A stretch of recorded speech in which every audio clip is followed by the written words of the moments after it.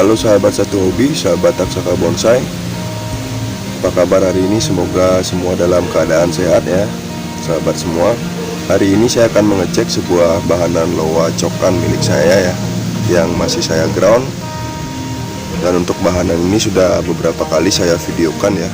Saya dokumentasikan dalam proses perawatannya, terutama di bagian kaki dan perakaran ya teman-teman ya. Kemarin saya melakukan pemahatan dan perawatan terhadap akar ya. Jadi sekarang saya akan update kondisi dari kaki dan perakaran bahanan loa cokan yang saya punya. Jadi kurang lebih seperti ini keadaannya sekarang ya teman-teman ya. Untuk bagian kaki loa ini ya, kemarin juga sudah saya olesi salep kambium bekas pahatannya bagian ini teman-teman. Jadi mudah-mudahan kambiumnya segera menutup ya, agar tercipta karakter kaki yang baik ya, terutama di bagian pahatan yang cukup lebar ya, seperti di bagian ini. Harapannya agar cepat menutup ya ini ya. Bagi sahabat yang baru bergabung di Taksaka Bonsai, silakan cek videonya untuk perawatan bahanan bonsai loa cokan ini di video-video sebelumnya ya teman-teman ya. Silakan subscribe untuk mendapatkan update-update terbaru video-video dari Taksaka Bonsai sebagai dokumentasi proses belajar saya yang saya bagikan kepada teman-teman sama penghobi di Taksaka Bonsai ini ya. Hari ini saya akan berbagi pengalaman mengenai perawatan akar ya teman-teman ya. Bagaimana membuat akar yang baik. Ini juga sebuah proses belajar saya ya teman-teman, dalam membuat perakaran yang tentunya baik ya, terutama untuk bahanan-bahanan bonsai tegak seperti ini. Pastinya kita menginginkan perakaran yang baik ya. Untuk tampilan kaki dari bahan bonsai tegak yang kita miliki ya, kita memerlukan perakaran yang keliling dan juga tertata ya. Di samping itu juga pertumbuhannya mendatar ya teman-teman ya.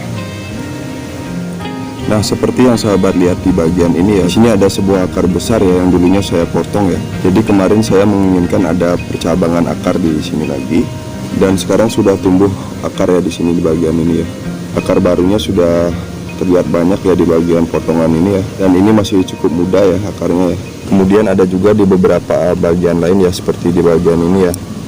Ini kemarin saya tutup dengan moss ya, ada tumbuh akar lagi ya. Jadi seperti demikian ya, sudah ada akar baru di sini ya teman-teman bisa lihat ya. Dan saya memang mengharapkan ada akar di bagian ini, juga di bagian-bagian yang lain ya. Ini di bagian sebaliknya ya teman-teman ya. Dan di sini cukup banyak akarnya ya teman-teman ya. Akar-akar mudanya ya. Bahanan bonsai loa ini memang cukup mudah ya dalam pembentukan akar ya. Ketika sebuah potongan di bagian akar itu berada dekat dengan media dan dengan kondisi lembab ya, akar-akarnya cepat sekali keluar ya teman-teman. Akar-akar barunya ya.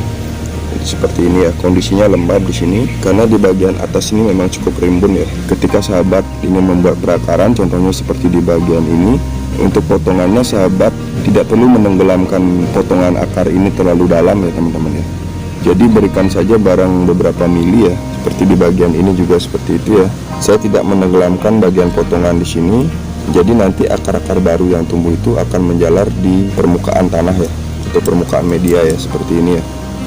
Kalau kondisinya cukup lembab, biasanya akar-akar dari bahan loa itu sendiri cepat sekali untuk tumbuh ya, terutama di musim hujan ya.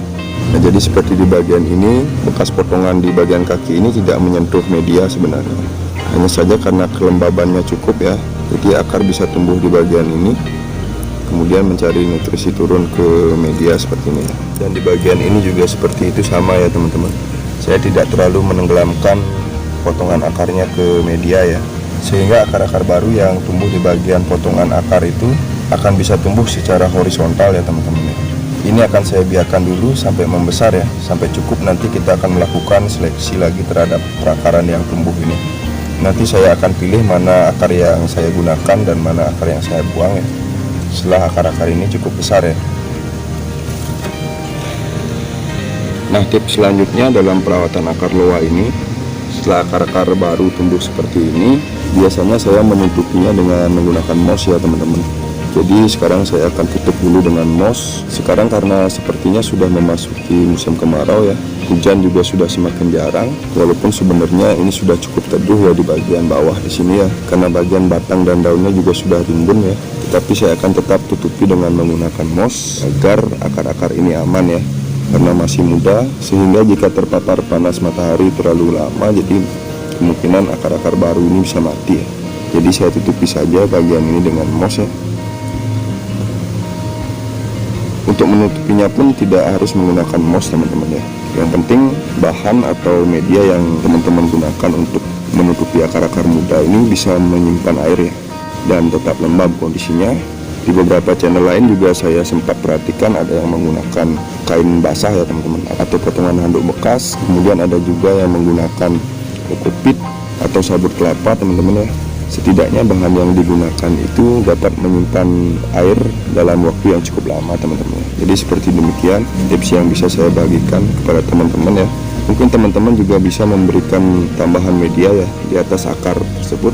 Tetapi yang saya lakukan di sini memberikan moss saja agar lebih mudah pengecekannya nanti ya, untuk mengecek akarnya itu sudah besar atau belum, sudah seberapa besar untuk dilakukan seleksi terhadap perakaran lagi ya.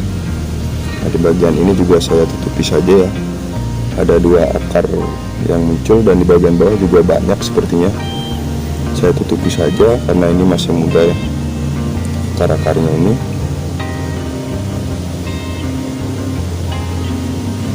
Jadi saya tutupi seperti itu saja. Di bagian ini juga ada 2 akar yang kemarin saya potong, ini saya besarkan dulu.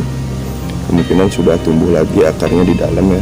Nanti ketika besarnya sudah seimbang, kira-kira hampir sama dengan di bagian ini, nanti baru akan saya potong lagi dan membuat percabangan seperti ini lagi ya teman-teman. Oke, jadi itu saja yang bisa saya bagikan, tips perawatan akar yang saya lakukan terhadap makanan bonsai loa saya ini. Mudah-mudahan bisa bermanfaat buat sahabat hobi ya, terutama sahabat pemula yang baru mulai belajar, agar sahabat melakukan perawatan akar yang baik sejak dini ya terhadap bahan-bahan bonsai yang sahabat miliki, agar kita tidak terlalu banyak nantinya mengutak-atik bagian akar ya ketika bahan bonsai ini sudah jadi ya. Jadi demikian ya teman-teman. Untuk bagian atasnya saya biarkan dulu ya teman-teman. Jadi ada banyak cabang yang saya biarkan dulu ini. Saya belum menyeleksi lebih lanjut ya. Keadaannya cukup rimbun dan subur ya di sini ya. Mungkin nanti saya akan potong lagi atau perpendek lagi bahanan ini, menunggu perakarannya agar dapat terbentuk dengan cukup baik ya. Nanti baru saya akan lanjut prosesnya di bagian atas ya teman-teman ya. Oke, sekian saja kira-kira video dari Taksaka Bonsai kali ini. Mudah-mudahan bermanfaat ya sahabat. Sampai jumpa lagi di lain kesempatan di video-video Taksaka Bonsai yang selanjutnya.